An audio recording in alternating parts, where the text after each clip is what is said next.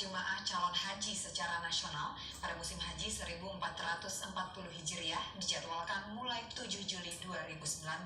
Hal tersebut disampaikan oleh Kepala Bidang Penyelenggaraan Haji dan Umroh di Kantor Wilayah Kementerian Agama Provinsi Aceh.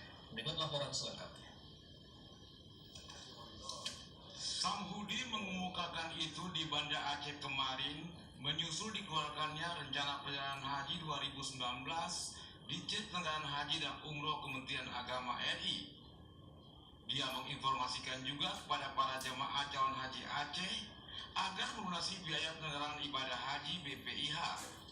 Sebab dari jumlah kuota sebanyak 4.359 jemaah calon haji yang baru membayar sampai saat ini hanya 1.593 orang atau 36%.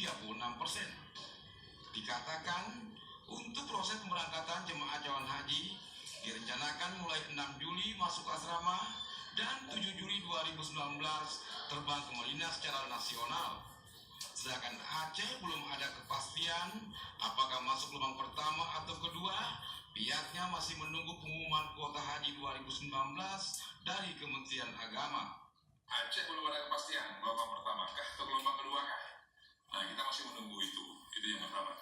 Nah, menghadapi itu untuk mendukung RPH itu, rencana haji itu, tentu pemerintah lewat ini Dirjen PHU tentu berbenah menyiapkan beberapa rangkaian kegiatan yang untuk hari ini sudah berlangsung. Kami di asrama haji adalah penyiapan petugas, sudah pelatihan petugas di asrama haji.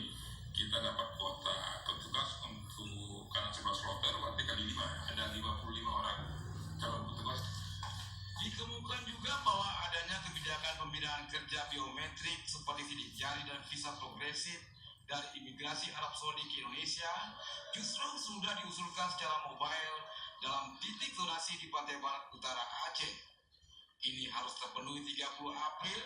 Jika tidak, maka semua jemaah haji tetap ke Banda Aceh untuk persiapan biometrik. Tim Liputan TVRI melaporkan.